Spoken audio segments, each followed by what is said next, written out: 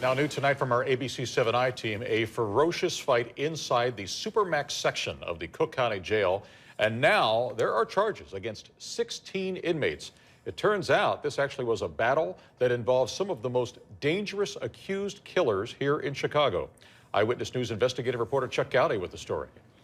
Alan, a jailhouse camera recording the free-for-all earlier this month inside Division 9 of the Cook County Jail, a section that houses men considered the most violent and dangerous in the facility. Tonight, 16 inmates indicted for mob violence, men the I-Team has learned were already behind bars on charges of heinous crimes.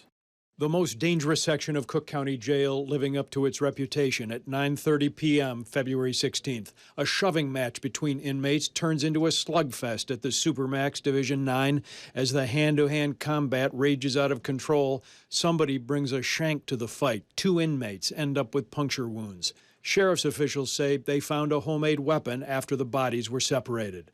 On Monday, 16 of those that authorities identified as participants were indicted on charges of mob action following the clash. All of those facing new charges are already accused or previously convicted of violent crimes.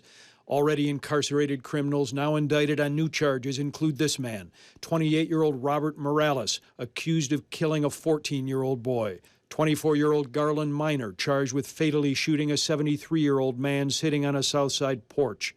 39-year-old Larry Woods accused of beating his 16-year-old daughter to death while he was high on PCP. 28-year-old Nicasio Munoz, a convicted domestic abuser charged with sexually assaulting a 14-year-old girl.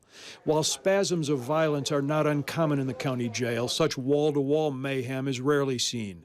The inmates trading punches before the 1st Battalion of Cook County officers arrive on the scene, the melee continuing until a second wave of officers arrive and are able to control the uprising. For years, overcrowding made Cook County Jail a tinderbox, the population regularly topping 10,000. By the end of 2017, the jail population had fallen to about 5,900, the lowest number in decades. Overcrowding no longer an issue, as there has been both a drop in arrests and also detention, as judges set lower bonds that defendants are thereby able to post and avoid jail. Of course, the men involved in this fight are not going to be out on bond. All right, Chuck. Thanks, Chuck.